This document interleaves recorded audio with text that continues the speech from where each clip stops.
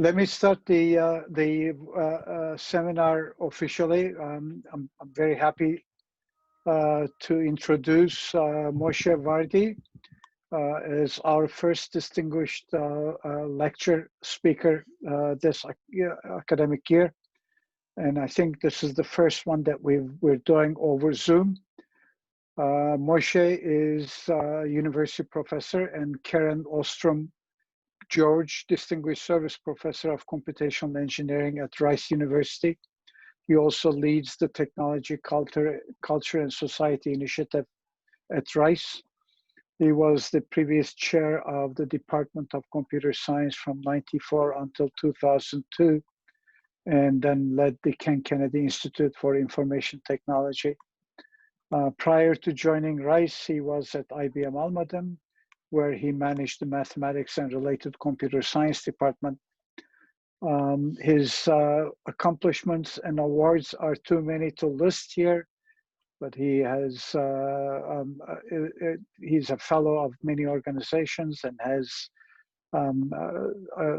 awards from many others. He also has honorary doctorates from many other universities. He's known for resurrecting CACM and making it what it is today. And I'll hand it over to Moshe. And I have a ton of people who are trying to get in, so I'll deal with that. Moshe, over to you. Thank you very much. Thank you for the kind introduction. This kind of introduction reminds me of an old story about 3 students from MIT who wrote a paper together. And the first one had a footnote next to his name, and it said at the bottom, AT&T fellow because he received a fellowship from the AT&T Foundation. And the second one had a footnote, and it said Hertz fellow because he received a fellowship from the Hertz Foundation. And the third one had a footnote next to his name, and it says at the bottom, a jolly good fellow. So I want to talk to you today about ethics. But before we talked about ethics, I have to figure out how to flip the slides, and they don't seem to flip. Okay, they do flip. Okay. Yeah. Before we talk about ethics, we're going to talk about trust. So trust, dictionary definition, reliance on integrity, strength, ability, surety of a person or a thing. Sometimes if you go to corporate retreats, they play a game called the trustful game, in which you have to stand on a platform and fall backwards, and you have behind you, you have a row of your colleagues who are supposed to catch you.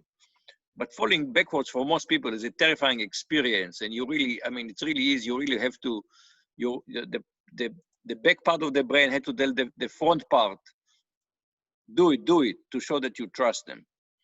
Generally, a trust is an act of belief. We don't know for sure, because that's the whole point of falling backward. You don't know that they're going to catch you, but you believe it. So trust is I think underappreciated part of in societies. Wittgenstein, the philosopher Ludwig Wittgenstein, said every game is unwritten rule. What is the unwritten rule? Follow the rules of the game. If you write it, you need another rule. It says follow that rule. So usually in game theory, we say the rules of the games are common knowledge among the players, but it's not enough. They need to trust each other that they will follow the rules. Think about it. You go to a traffic light. You have a green light. You drive through. Why? Well, first you trust that the system works and the other direction will have a red light. And you trust that they will stop at the red light. And if you don't, to appreciate how important this trust is, in certain third world countries, traffic lights are viewed as a friendly recommendation, not as a mandatory thing. And then you come to green light, you don't know for sure that the other side will actually stop. And you don't drive through, you slow down to make sure that they do stop. Democracy is another game that to play the rule, you have to trust that the other side will play by the rules. And we are seeing now in the United States what happened when that trust in following the rules start to decline. Trust has incredibly high and underappreciated economic value. Martin Sandbu wrote an article a couple of years ago in the Financial Times, economists have studied the importance of trust in different economics, and they compare high trust countries, such as Sweden is a high trust country, and Russia is a low trust country, Mexico is a low trust country. And it costs huge amount. I mean, because everything has a friction. If you sign an agreement, do you trust an agreement will happen? And in a high trust country, it does. And so the assumption, the calculation, so the model shows that this is a difference of 70% in income per capita. And this is something also very important in these days. Everybody's talking about the Swedish model of dealing with the pandemic. And people need to understand that certain things that even if it's debatable if it works well in Sweden, but even if it does, it doesn't mean you can translate it to other countries because of the gap in culture.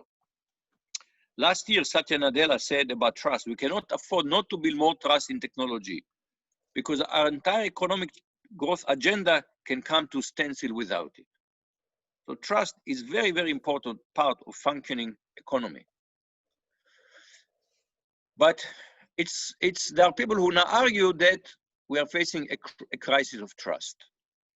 To trust technology, you have to be familiar with the technology, or maybe the people who develop it, or the company that develop it, or the industry that develop it. But what happens if it's none of the above?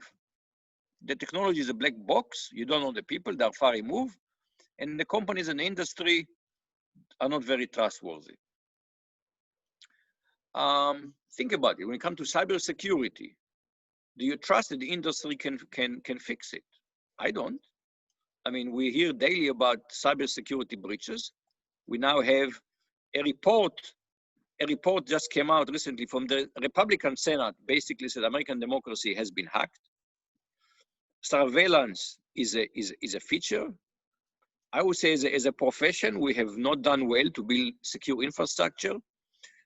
More and more decisions are made by algorithms in a very opaque way. We hear every day about expandable AI. It's a research area. It's a term of aspiration. It's not a reality. It's not as if you have today this automated decision-making system that can really explain their decisions. And I'll come back to that point. Do you trust technology vendors? So I use Twitter. They have a privacy policy. It's unreadable. It's 9,000 words. I mean, it was written by lawyers to be unreadable. Surveillance has become a business model. And one could argue that the CEOs and the tech executives are really kind of hypocrites. Very often, they proudly tell you how they keep technology away from the children at home.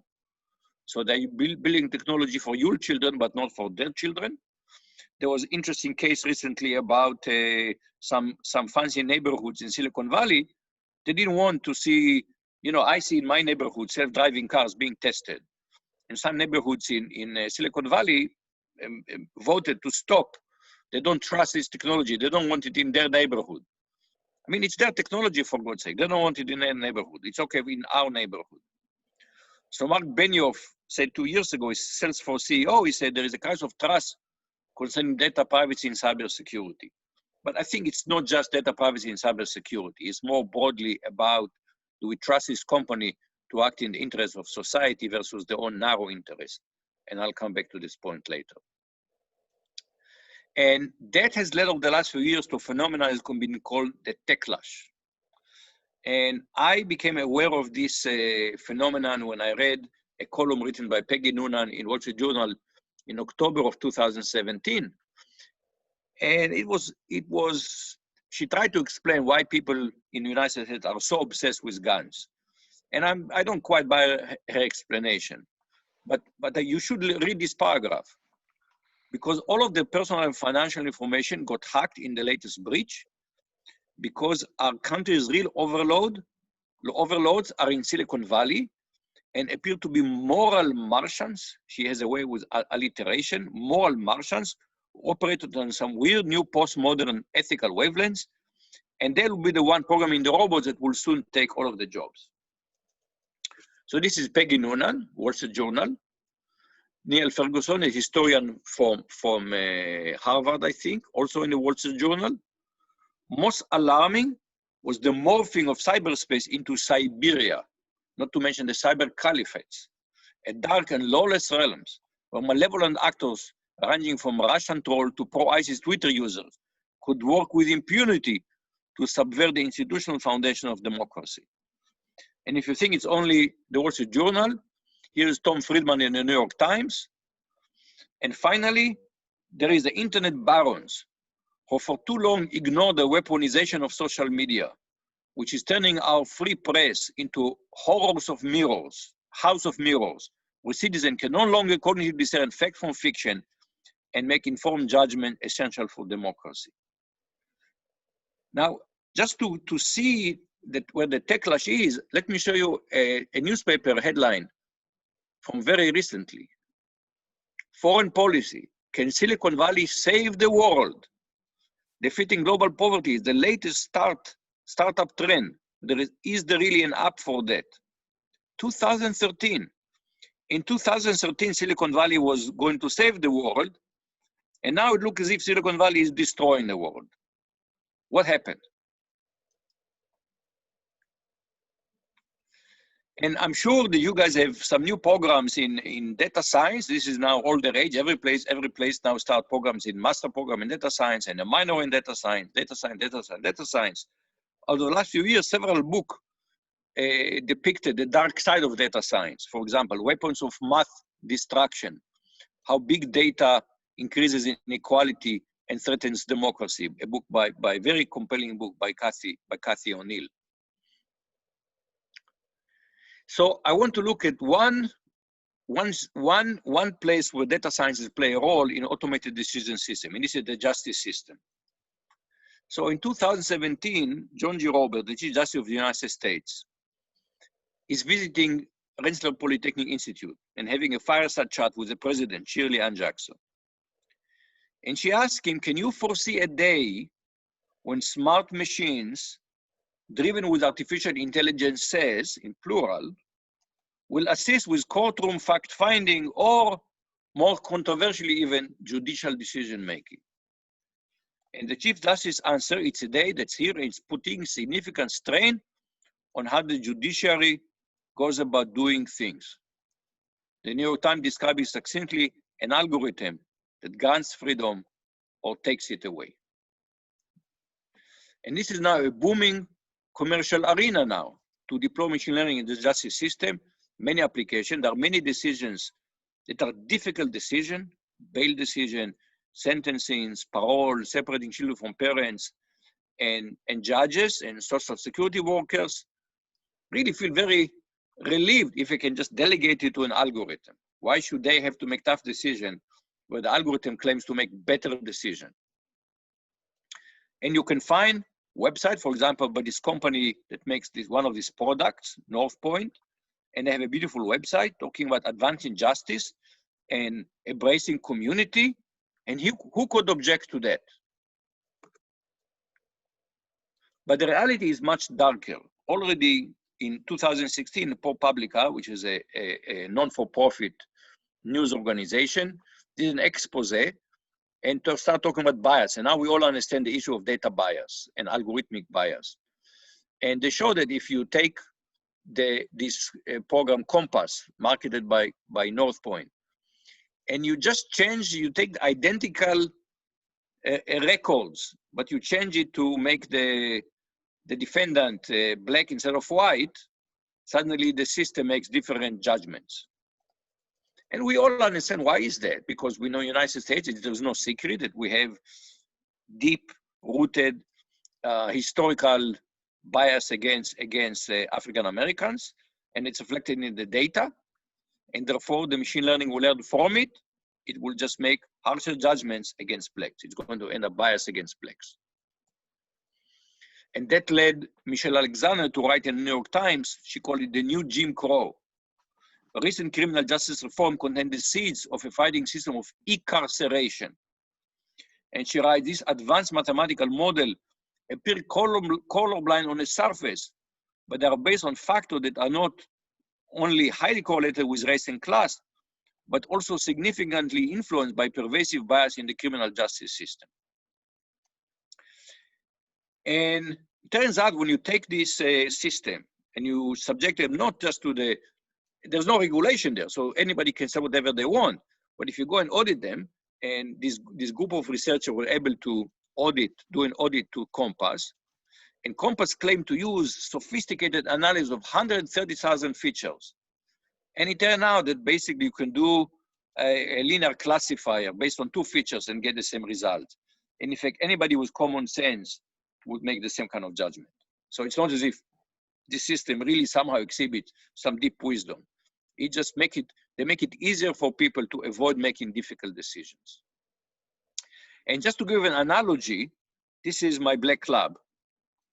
And I trained Fluffy to detect risk of recidivism. And Fluffy has been even tested. You take it to a defendant, if the risk of recidivism, Fluffy would bark. If there is no risk, Fluffy would lick. But as you can see, Fluffy is a black box, and it does not really provide good explanations. So should we allow Fluffy to make parole decisions? Now we all understand that this is a joke. Of course, we are not going to allow a dog to make parole decisions. Well, what's the difference between a dog, a sniffing black box, wagging a tail, and an algorithmic black box that does not provide explanation? In fact, we're all familiar with it. Imagine that you guys asked me to write a letter of recommendation, letter of evaluation for someone who's up for tenure. And I would write, I'm a famous computer scientist, I recommend tenure. That's it, 1 line. You're going to throw away the letter. You're going to say, we don't care. We want to hear the explanation. And we will make the judgment based on the explanation. So the fact that the Chief Justice is acting passively about algorithmic decision system, the Chief Justice of the United States is the chief regulator of the federal court system. They can write rules that require at the minimum auditing of such software, and they have not done so. There is a novel that I read in the mid-80s. My son was a teenager, and I found it difficult to talk to him, so I decided I will read his books, so we'll have something to talk about. And he was mostly reading science fiction. I said, okay, I'll read his books, and I read Ender's Game. And this has been a fairly popular book, especially in computer science. This is spoiler alert. If you haven't read it, now plug your ears, because I'm going to now ruin it for you. Ender thinks he's playing a video game. But what he does not know that he and his friends are really fighting an intergalactic war. And when they win the game, they actually win the war, and they destroy a whole civilization. I think these are Ender's Game moments. I think many people in computer science and come to computer science because programming is like a game. It's a fun game. It's like a big puzzle. We like puzzles. It's us against the machine. But we are running the world now. We are like Ender that when he discovered the end of the novel, oh my God, I've destroyed the civilization. This is our Ender's Game moment. And the question is, how will we respond to this moment? And it's typically being understood as an ethics crisis. So here is a whole bunch of titles from newspaper. Text, ethical dark side, ethics crisis. We need chief ethics officer. And his Facebook company is so ethical that it give an Institute of Ethics in AI in, I think, in Techno-University of Munich, $7.5 million to prove that they are really very, very ethical and they really care about ethics.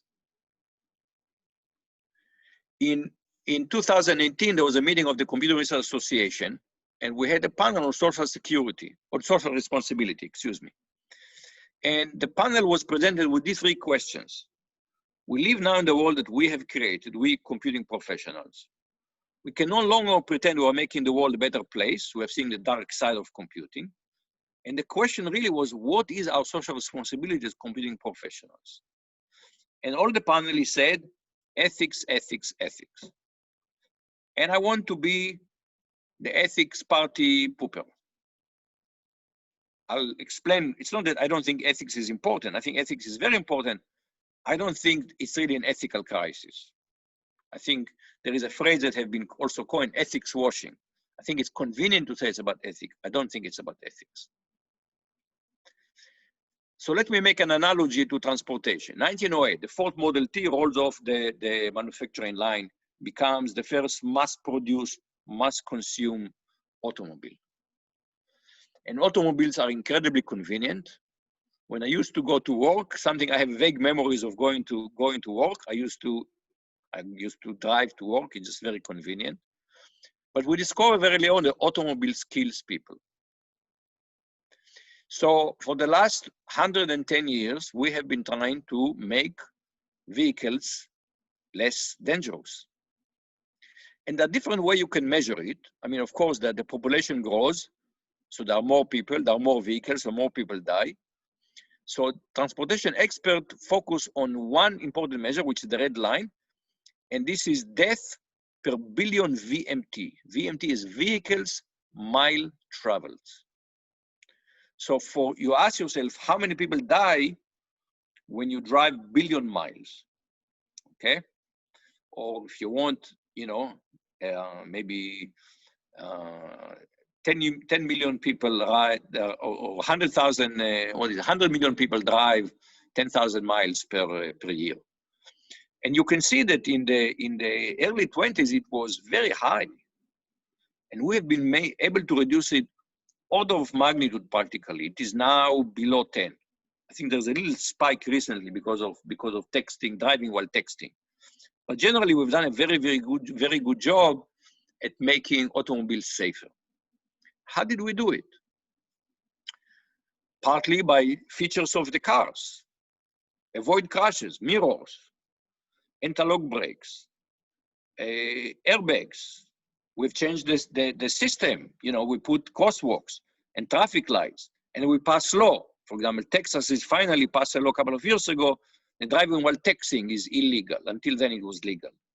So we did many measures to make automobiles safer. Many of them driven by, you know, for example, airbags was a huge fight. The government wanted airbags, the industry resisted. Eventually, the industry relented. What we didn't do, we didn't say, let's take every driver and give them ethics training. That was not the solution. What was the solution? The solution was public policy. Public policy, I take it as a broad term because it includes laws. It includes deciding how to build our cities. It includes regulation for safety requirements from car manufacturers. It's a whole combination of different measures that I put under the rubric public policy, but it was not about ethics. So now let's go back to our world, the internet, the thing that we have, our kind of biggest contribution to society over the last 30 years, the internet. Now, the roots of the internet kind of go back to pre-internet days. So I came to Stanford as a postdoc in 1981. And there was no internet per se there, but there was the well, which was the social media of the time. It was the dial-up bulletin board. There was Usenet, Unix to Unix network, in which people ran all kinds of discussions.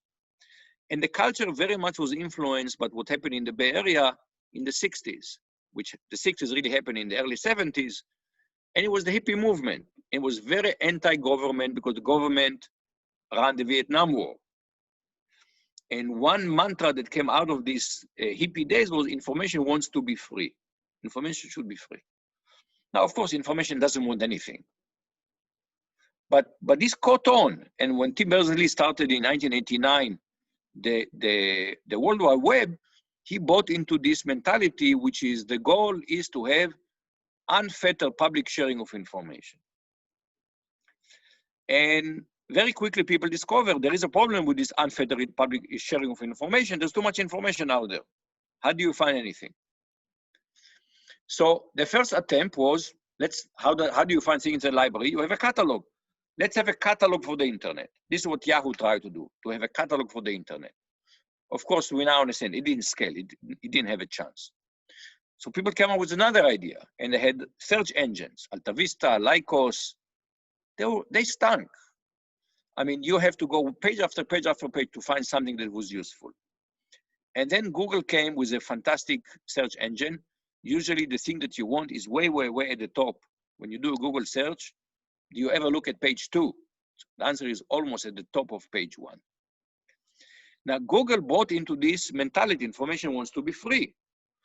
So they had the challenge, how to monetize their search engine. And they didn't want to charge money for it. And they said they had a brilliant idea, which was advertising, which is what the news media is doing. Newspaper, we pay subscription, but it's very minimal. TV, we pay now for cable, but not for broadcast TV. They say, let's use advertising. It turned out that online advertising was very ineffective. Newspapers, you basically use real estate to capture the attention of the readers, and it doesn't bug people if there is a full page advertisement. They just skip it if they're not interested. But big banners on the web prove very, very unpopular. So how do you capture the attention? It's more difficult. So the solution was another great business idea, micro-targeted advertising. When I open a web page and see advertisement, it's different than what you see, because Google matches the advertisement to what they think I would be interested in. For this, they need to know more about me. They need more and more personal data. Now, we all realize that they follow everything we do on the web. What you don't realize, they buy lots of data in the real world. It's not just about the web. They collect tons of data about you because they need to know who are you and what is it that you would care about.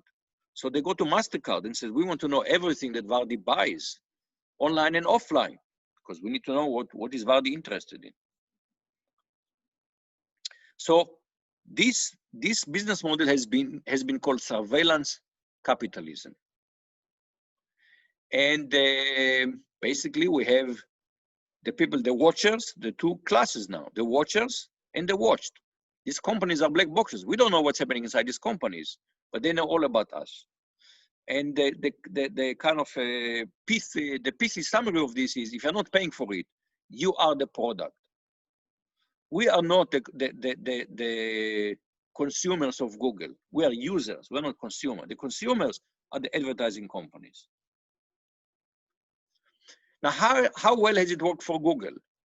Very well. Thank you very much. This is Google's advertising revenue from 2001. And last year, it was close to $135 billion. So let's imagine that I've been able to convince Larry Page and Sergey Brin that they're ethically challenged. And we'll take them to some kind of ethics boot camp. Do we think that they're going to come back to Google and say, you know what, we realize that what we're doing is unethical. Let's ditch this advertising business model. What? $135 billion. They're not going to ditch it. And it's not clear that we should ask them to ditch it. I wrote almost 2 years ago, if society finds the surveillance business model offensive, then the remedy is public policy in the form of laws and regulation rather than ethics outrage. We should not ask corporations to curtail legal business practices because we don't like them. And we'll come back to this point. What should we expect corporations to do and not to do? Now, many people say, but this is, I love Google. I get all these free services. Really? Do you think they're free? Where does the $100 million, over $100 billion comes from? And the answer is, well, it's from advertising. So who pays? The advertisers. Where do the advertisers get the money? They just pass it, they pass it on to you. We are paying for this. The money comes from us. It's for companies, it's the cost of doing business. What they charge us include their expenses on advertising. We pay them. So effectively, Google has an invisible tax on the economy, and we are paying for it, but it's completely opaque. So we have an opaque tax, and we are all being surveilled by Google and by Facebook and other companies. Now, again, some people say, yes, people are willingly giving their information in exchange for free services. Well, you are not the typical users of Google. Most user in Facebook. So Facebook, for example, has a profile on you.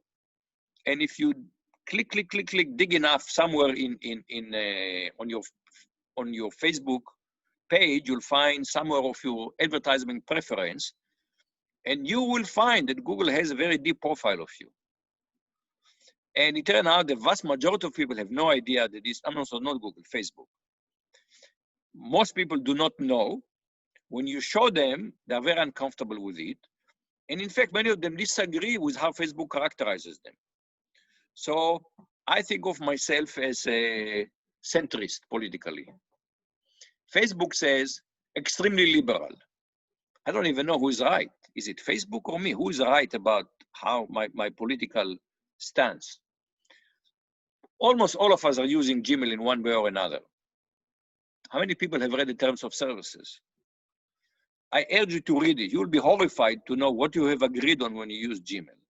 I only happened to read it because I was involved when Rice negotiated an educational license for the graduate students. So I'm sorry, the undergraduate students, our mail provider is now Google.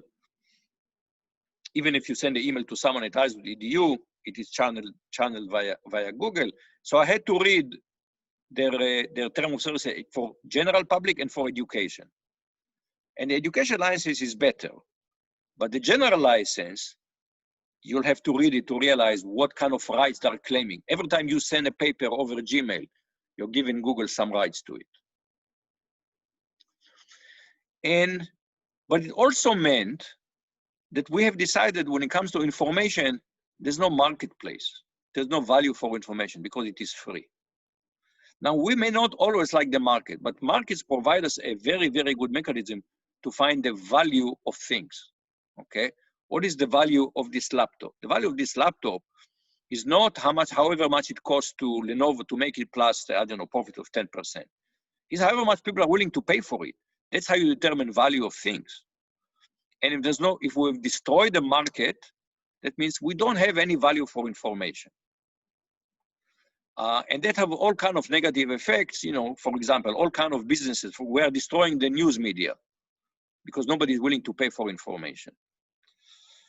And I wrote a column of this a couple of years ago, how the hippie destroyed the internet, making many, many people very, very mad at me. I'm not sure why. So again, I want to ask you, is it about ethics or is it about public policy? Let's take another example. We all agree to various licenses. Every time you use a product, computing product, you agree to a license. You don't read it usually. So I open one of these licenses. This is by corporation XXX. And here's what it says.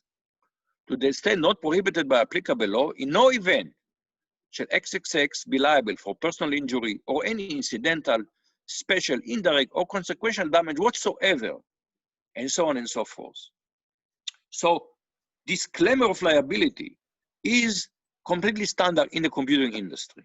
We are all used to it. You click, click, click. Yeah, they're not responsible. They're not responsible for anything. Even now, when more and more things depend on computing, they're not responsible for anything. Now let's contrast it with the concept of strict liability. What is strict liability? If you buy a car and let's say the tire explodes, and because of the tire explosion, you had an accident,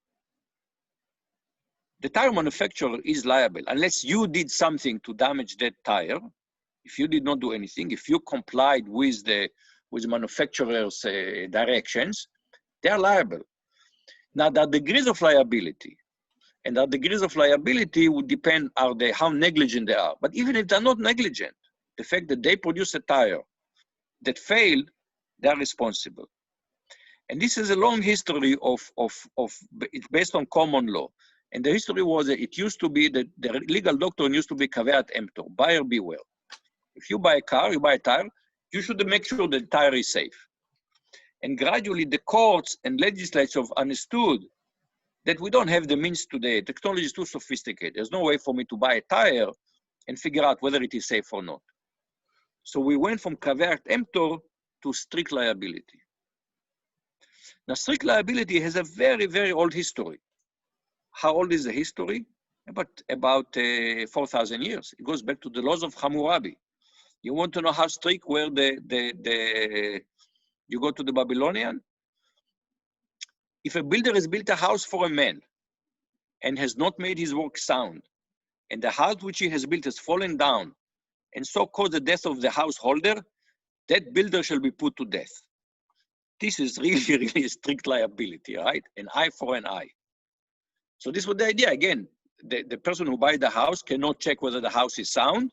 It's up to the builder to ensure the house is sound, and the builder is strictly liable. But somehow computing carved an exception for itself. And I'm not the first one to point this out. This has been pointed out 25 years ago by Helen Nissenbaum, a philosopher of technology, and she wrote an article on accountability in computerized society. And she said this is as a warrant of eroding accountability in computerized societies.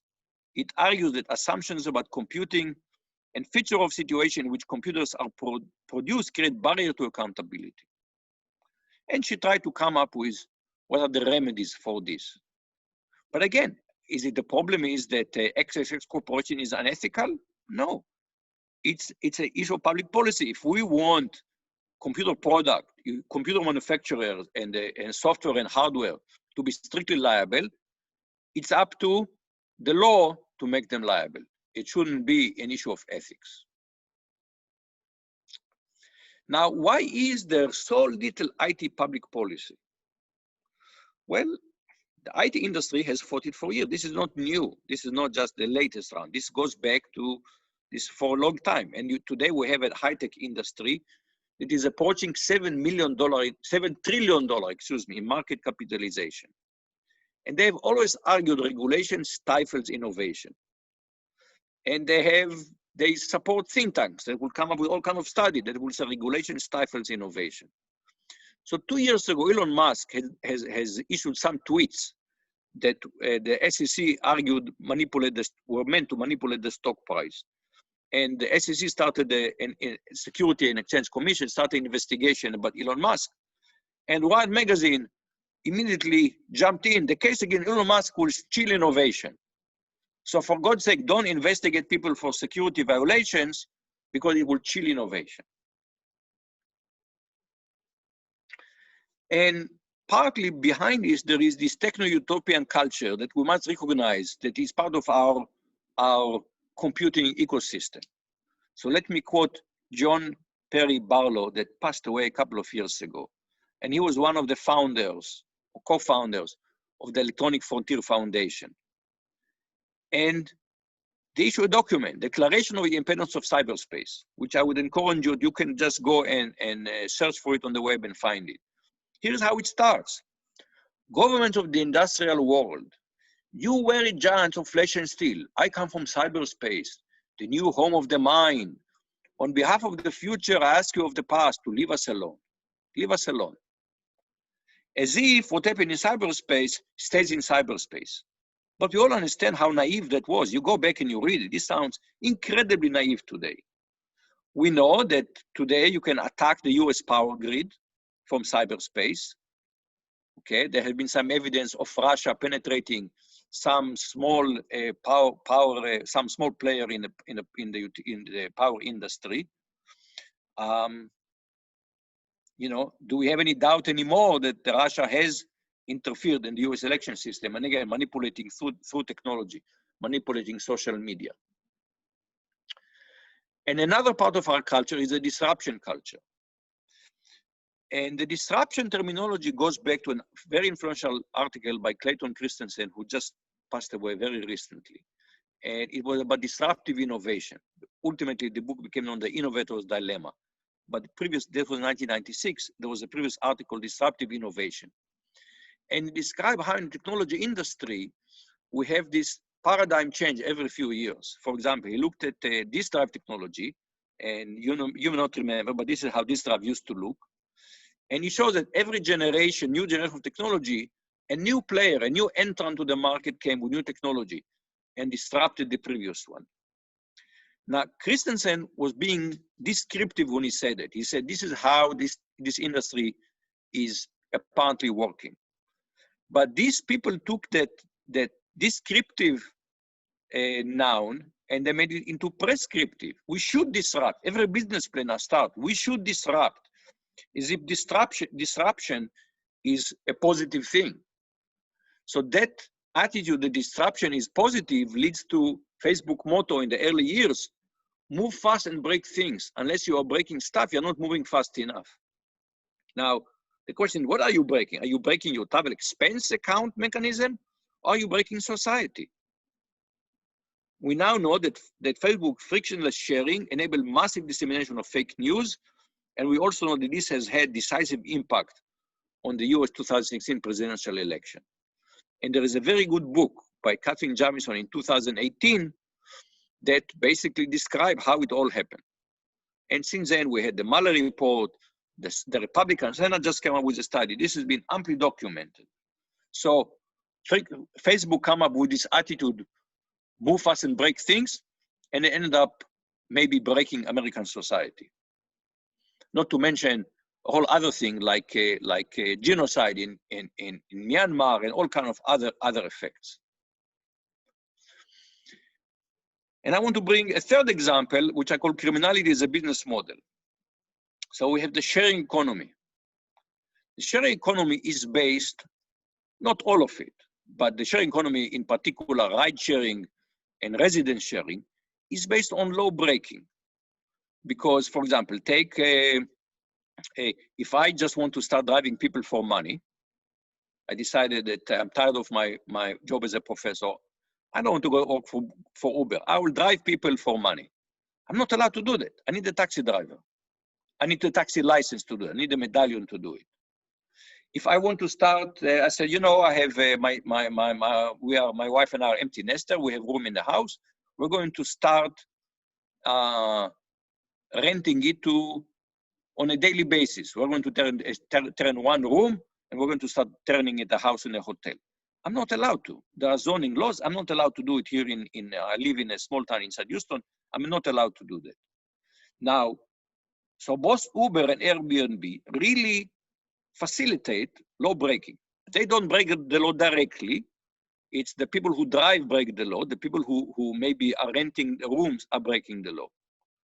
But imagine we had a company, it will be called Easy Grass. And it will be for the illegal drug delivery of illegal drugs, an app. And they would say, we don't deliver the drugs. The person who delivers drugs, they maybe do something illegal. We're just matching users and sellers and buyers. We all would say, wait a minute, this is like the pimp saying, you know, I'm not breaking the law.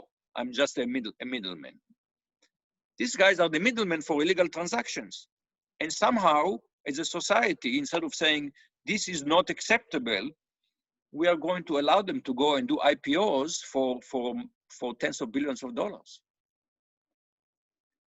And much of it goes back to the concept of corporate responsibility. So in the 1960s, there was a concept of corporate social responsibility. And if you ask in 1960 a CEO, whom are you responsible for? They will tell you it's complicated. I have many stakeholders. I have shareholders, I have customers, I have employees, I'm situated in a community. I have to balance the interests of all of them. And they understood, the CEO of 1960 understood that it would mean that sometimes you sacrifice profit for social goals.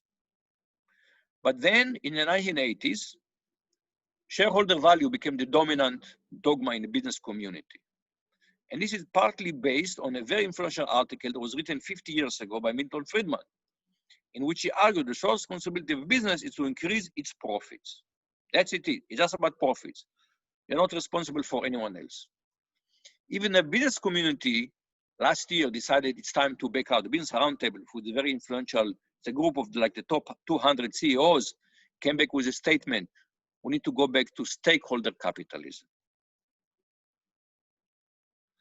And the issue is technology is driving the future, but who is doing the steering?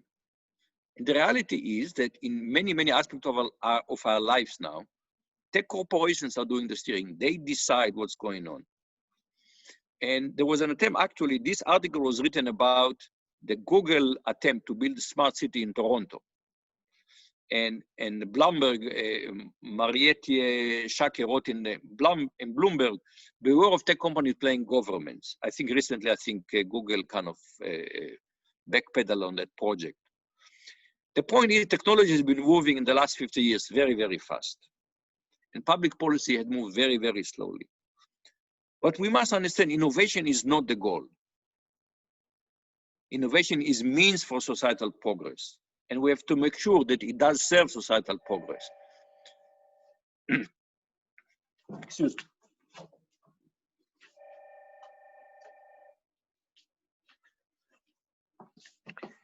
Stifling innovation is okay if it leads to better societal progress.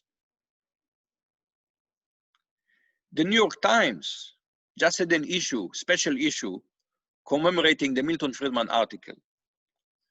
And there is an article, and there was a title, 50 years of blaming Milton Friedman. And Benjamin Applebaum wrote as follows. He said, we've been fighting corporation for the last 50 years now over this. He said, it's the wrong battle. It's not about the role of the corporation. It should be about the role of the state. Why? He said, government remains the most powerful means to express our collective will. The necessary solution to create strong incentive for good behavior and laws against bad behavior. If we want corporations to behave better, we shouldn't go tell them, please be ethical, pretty please behave better, please behave better. Corporations are not natural entity. They're creations, but the government created the legal framework for corporations to operate. And it's up to us to give them the incentive and the barriers against, or incentive for good behavior and barriers and penalties for bad behavior. It shouldn't be up to corporation, it should be up to society. And the way society does is via governments. Now let's go back to ethics a little bit, because it sounds like I say ethics is not important. Of course, ethics is important. I'm very, very pleased to have introduced at RISE a new course on computing ethics and society, where we put social justice at the center of this issue. Chief Justice Earl Warren said, in civilized life, the law floats in a sea of ethics. You cannot have public policy if you're not basing it on, a good public policy, if you're not basing it on ethics. But you have to be very careful what is public policy and what do you leave to individual ethics. For example, take prohibition. We decided that alcohol consumption is bad. Well, I don't drink any alcohol, so I agreed alcohol consumption is bad. But prohibition was a colossal failure. So we decided at the end, we're going to leave this decision. We have some laws, again, drunk driving, for example. But generally speaking, we decided to back off from prohibition. We had a drug war. And again, some people argue it's a colossal failure. And we are trying to find what's the fine line. What do we leave within the public realm? What do we leave to individual decision making? So this is the essence of the dichotomy here. Ethics is about individual responsibility.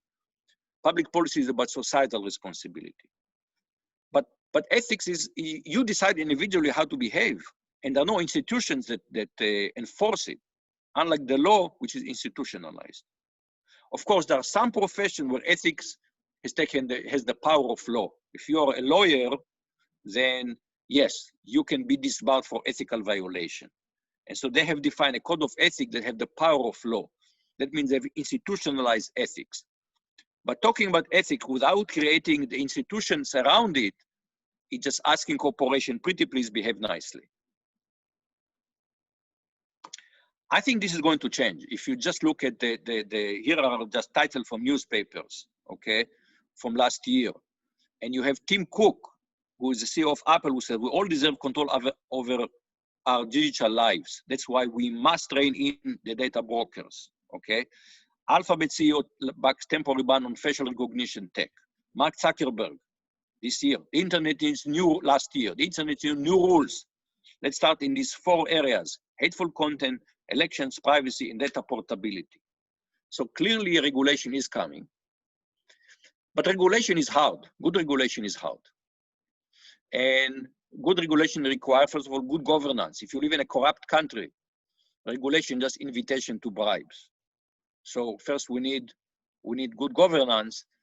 And in the US, we seem to be going backwards rather than forward in terms of good governance. And there are different approaches. US is very technology focused. Europe usually focuses on societal impact. Clearly, we need some international treaties because technology cross international barrier.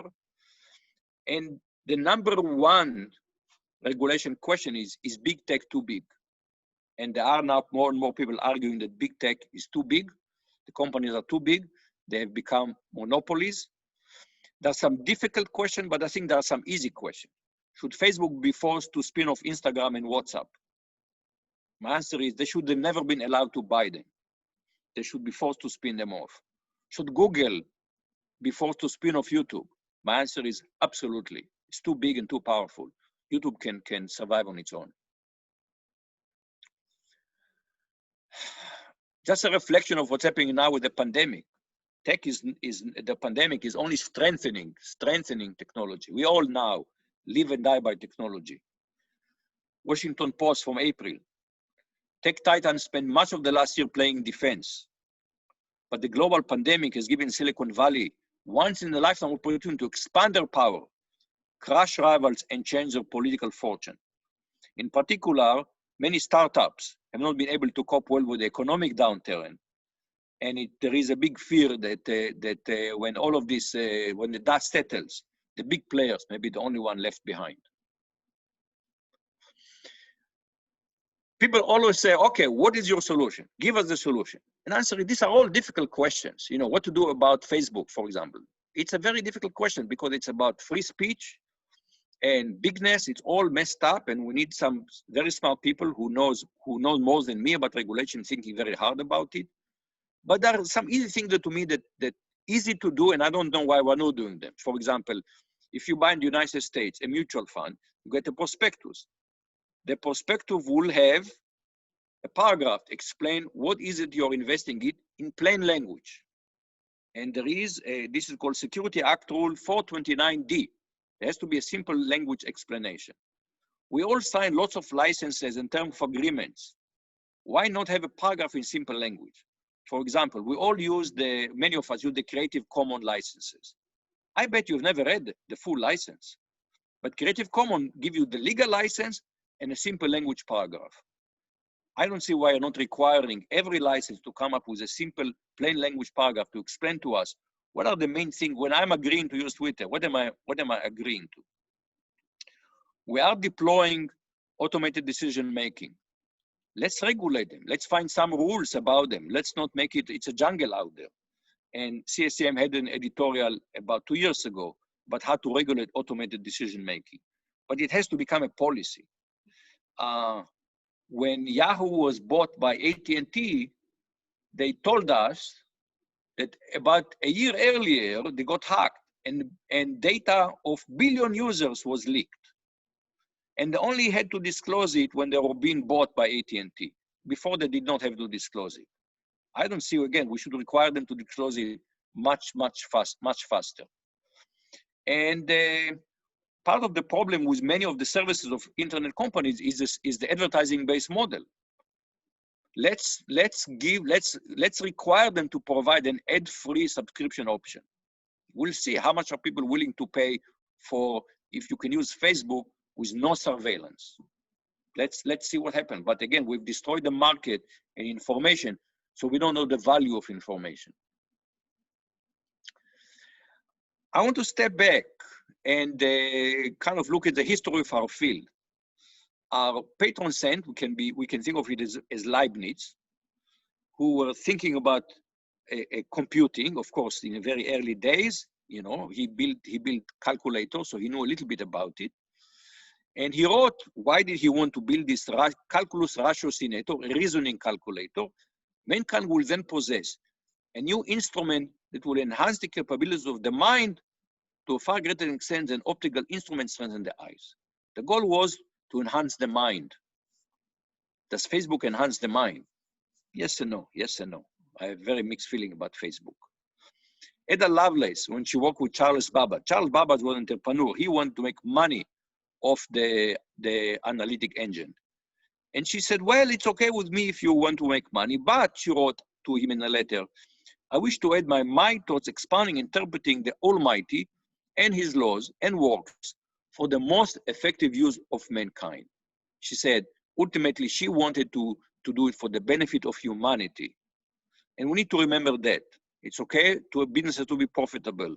But us as computer professionals, we need to think, ultimately, we should do what we do for the most effective use of mankind. And zooming out in a big way, it's not just about computing, but technology in general.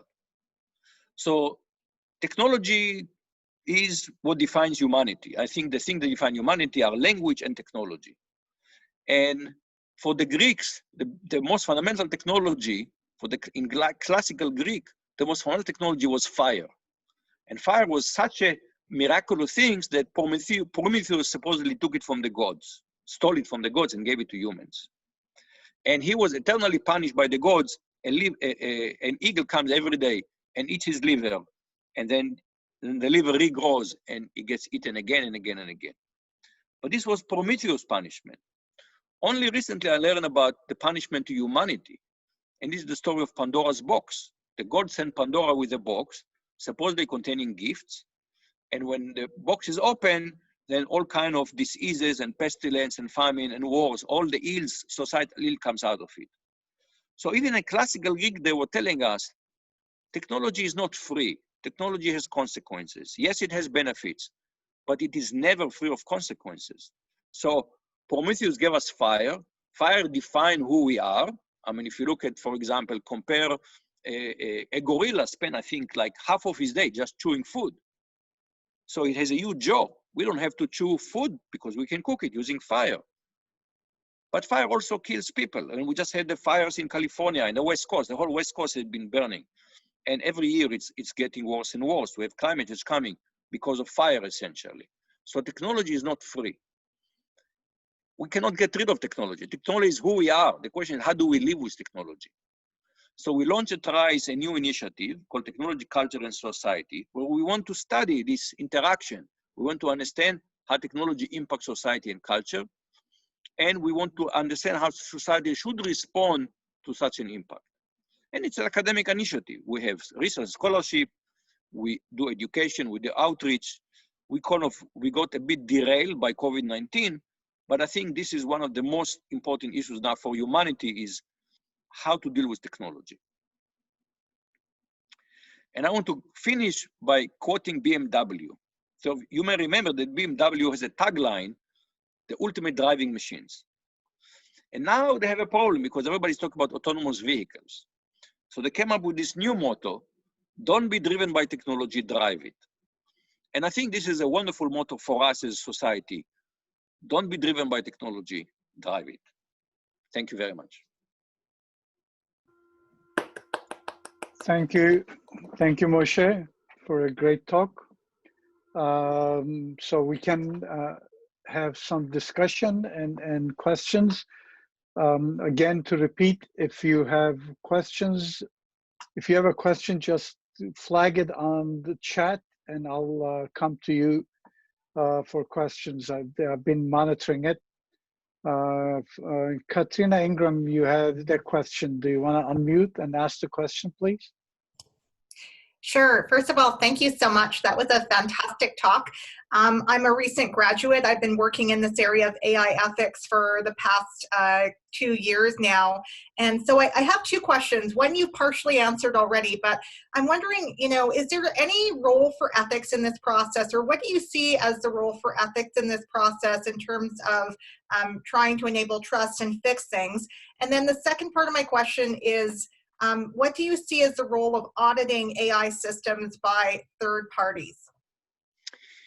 Before we start, I request that everyone who asks the question show his or her face with the camera so I can read lips.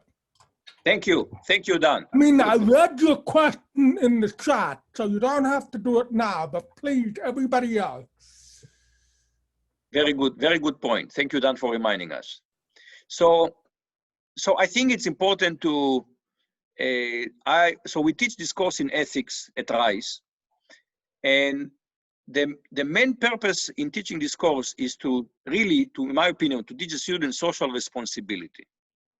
That is to teach them that they go out to the world, they are responsible, they are very privileged, These are the people who go to work for Google and Facebook and these companies. They will make products. Some of them will start companies. For example, after we did the course for the first time, we did the informal poll among the students. We asked them, if you get an offer from Facebook, will you go work there? And 2/3 said yes. Say known to be a company it's a great company to work for. But one company said, 1/3 said no. And I asked students, does anyone who wants to say why no? And the response was from this student was, I will have lots of options as a graduate from Rice University. Why should I take the ethically questionable one? And one thing that may force these companies to change their behavior is their employees are getting more and more unhappy. And you read it now, there are all kinds of things. People are resigning, they're leaving, people are getting unhappy inside Facebook, for example. And these companies, what do they have? What they have is the workforce. What they have is not the infrastructure. Infrastructure is replaceable. The workforce is very, very important. And if we, there are industry, we have to think about it. For example, nuclear energy in the United States has been going nowhere for many years. And one has been going nowhere. People think of nuclear as somehow radiation thing. Nobody thinks of nuclear as green. So people don't go to nuclear engineering. It's become not popular. And ultimately, it has an impact on the industry. And the students of today, I see when I was students today, they're much more, I would say, socially aware than students of even 5 years ago. It's a new generation of students. And I think it's important to teach them about social responsibility. That doesn't mean, it doesn't exempt us as a society also to tell this company, we cannot wait for the students to go there and to say, oh, Vardi told us what you're doing is unethical, let's not do this. If we as a society thinks that we don't like this, then it's up to us as a society to tell this corporation how to behave. We shouldn't expect corporation to regulate themselves, because I'm not good at regulating myself, and we can extrapolate from that. What was your other question? Remind me. Yeah, it was about the role of auditing and sort of third-party verification. And do you have any thoughts on that?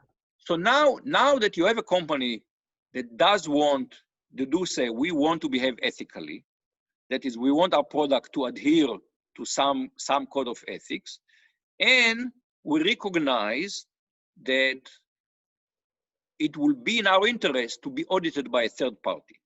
The same way that, for example, so right now it's voluntary. And they think they will give them a commercial advantage to have a seal of approval from some third party. But when it comes, for example, to accounting standards, we don't just say, we will give you a certificate of honest company if you want to, but you don't have to. No, we are requiring company audited by a third party. And so right now it's voluntary.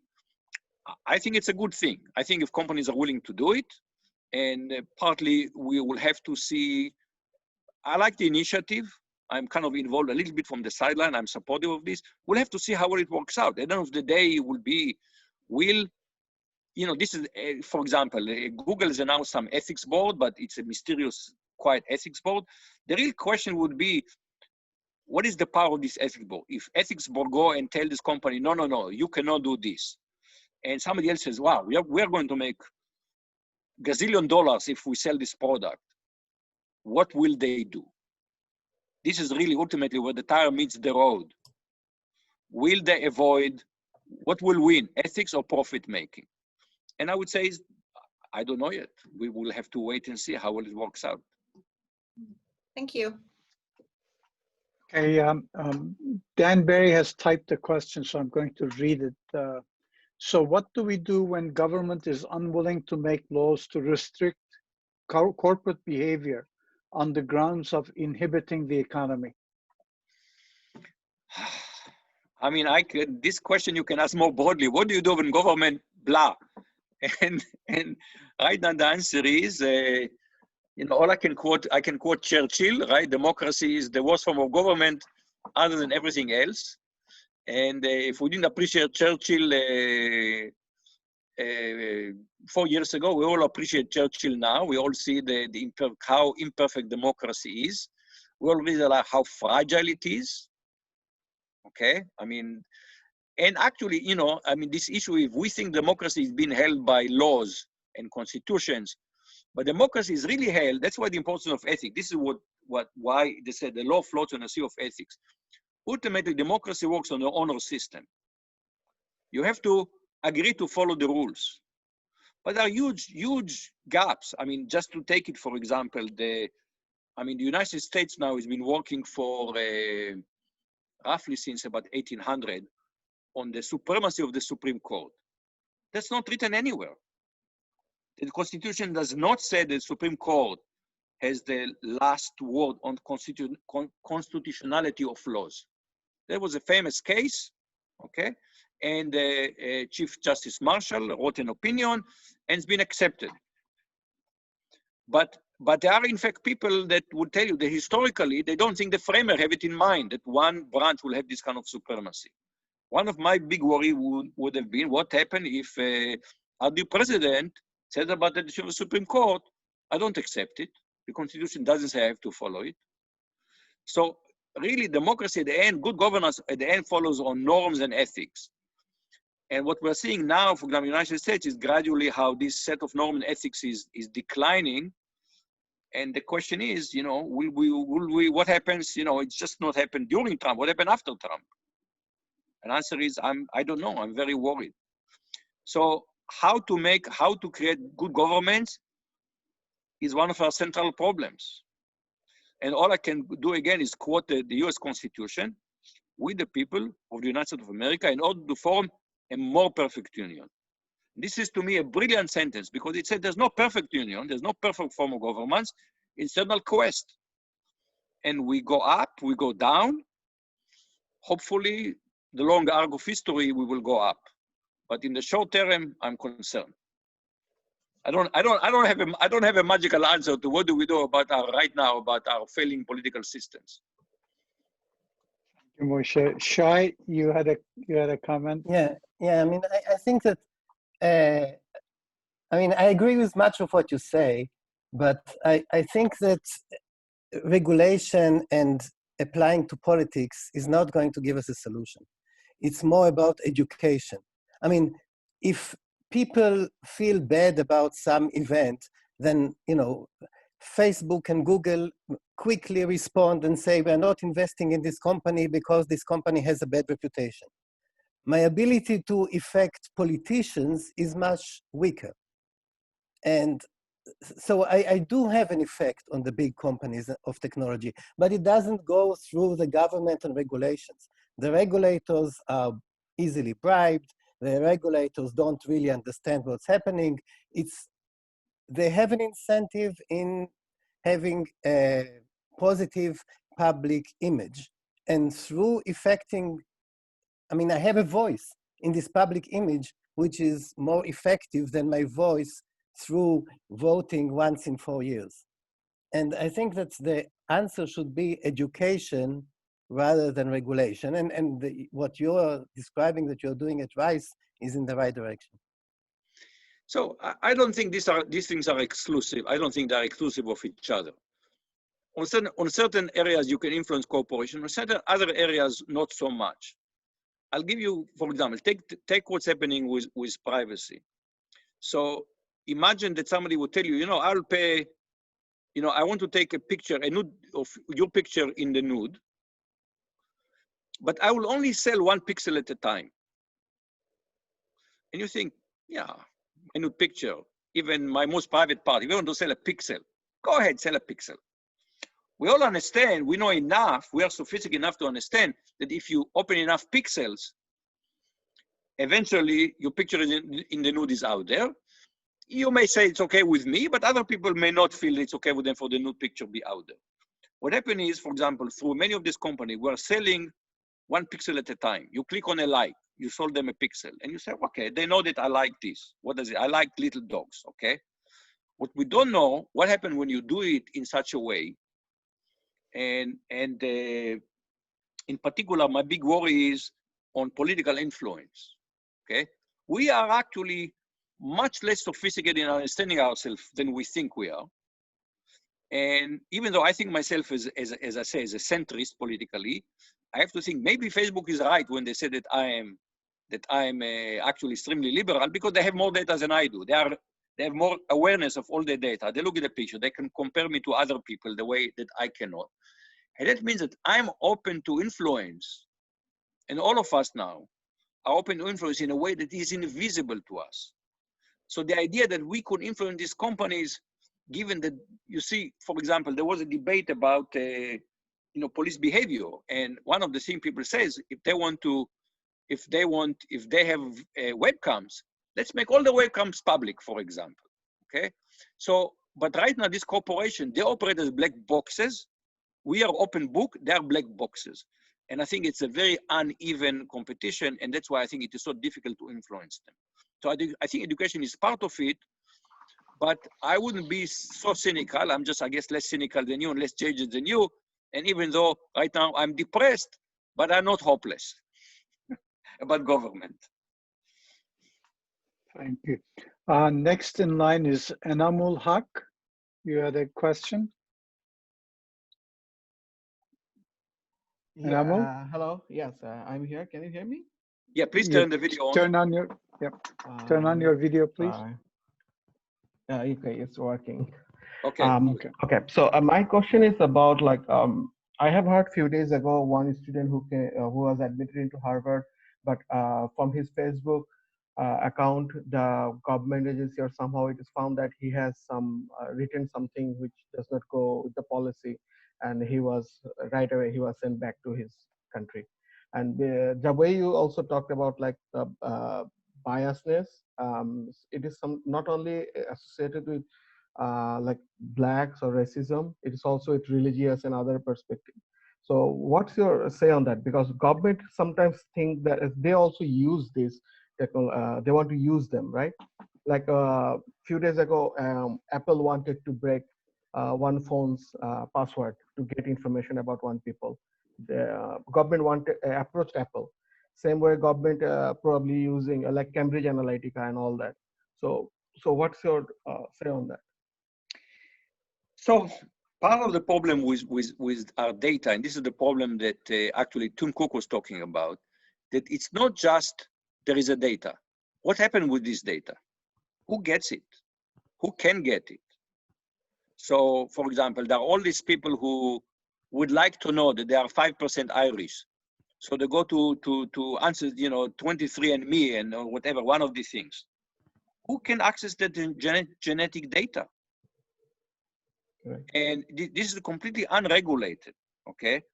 Now, our relation with government is always, I mean, in some sense, being suspicious of government is right, because the social compact is that we give government exclusive right to violence, right? I cannot do anything to you by force, but government can. And we have agreed in our society to take violence, and only government can use violence against us. We've given government tremendous power, the only one that are legally allowed to use violence, okay? I can call you, I can do all kinds of things, tell you I'm unhappy with you. I cannot use force against you. Government can. So, and in fact, if you look at the framers, of course, they're coming from, the government for them was an oppressor. It was England, Royal England, so it was an oppressor. So part of the challenge is how to give government, and this is why it's always about a more perfect union, how to give government enough power to do good, but also to prevent them from doing bad. And what we are seeing now, for example, one of the things that we are reading about how immigration and custom enforcement have behaved, you must have read in the US borders, looks like we've given them too much power. And the same thing, we're worried about the data. What kind of data should we give the government? Given this government, on one hand, I want my government to protect me from terrorism.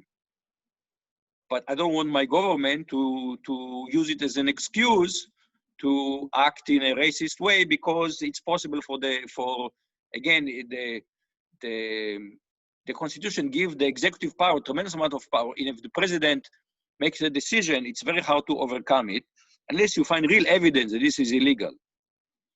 So this is very, very delicate balance. And I think after you know, I suspect in the aftermath of this presidency, we will see lots of political scientists and constitutional scholars debating what do we need to change in this contract, this compact that we have with the government.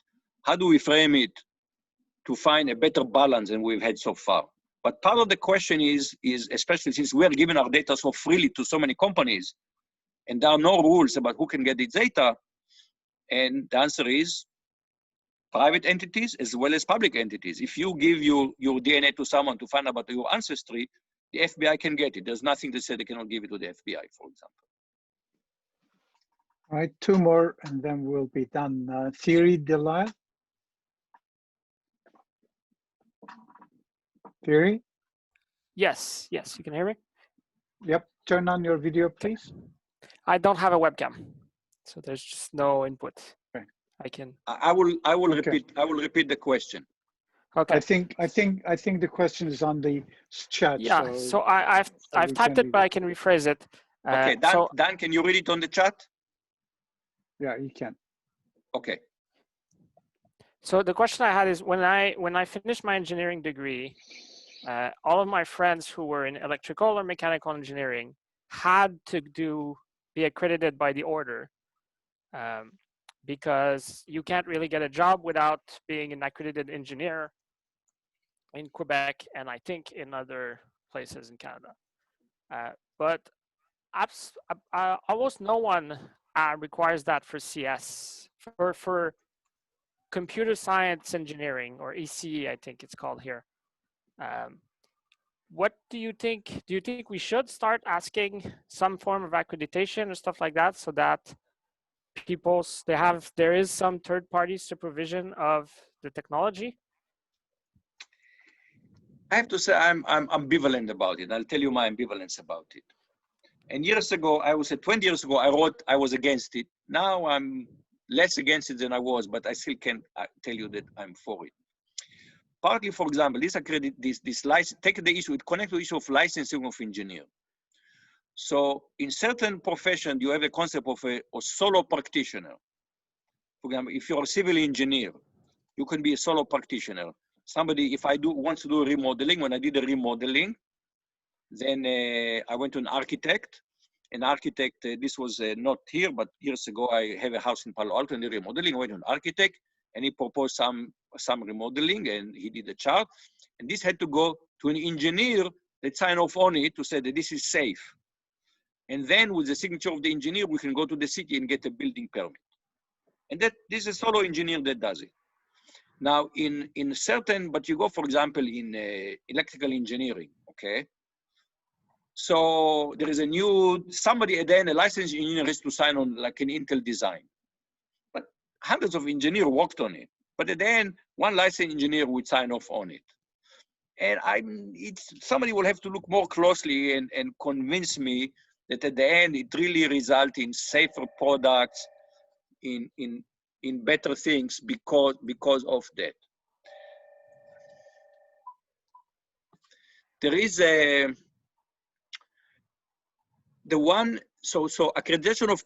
accreditation of programs may force, for example, every program, I think every program does need to have ethics. But even ethics, it turns out there are different ways of teaching ethics. The standard way of engineering ethics, for example, can be summarized as, if you build a product, it should work as specified, okay? So if you build a bridge, the bridge should not collapse. But if you're building machine learning system, just to say it should work as specified, or you're building face recognition technology, it's very much more, the ethic is really how it is deployed, rather does it work properly, okay? And so I'm less convinced that, that licensing and accreditation will be an effective tool ultimately to make sure that our profession does things in a more societally beneficial way. So I'm hedging here. It will require, I think, further investigation. It's a very good question to which I don't have a good answer yet. Thanks. The final question from Amelia Holcomb. Hello. Hey. Yeah. Could you Thank you for your talk. I was wondering if you have any resources for computer scientists and especially graduating students who are looking for positions with ethical companies. Or alternatively, how do we as computer scientists support the policymakers who are seeking to regulate big tech? So very often, I'll rephrase your question. Very often I give such a talk and somebody said, okay, I'm about to graduate. Tell me what I should do.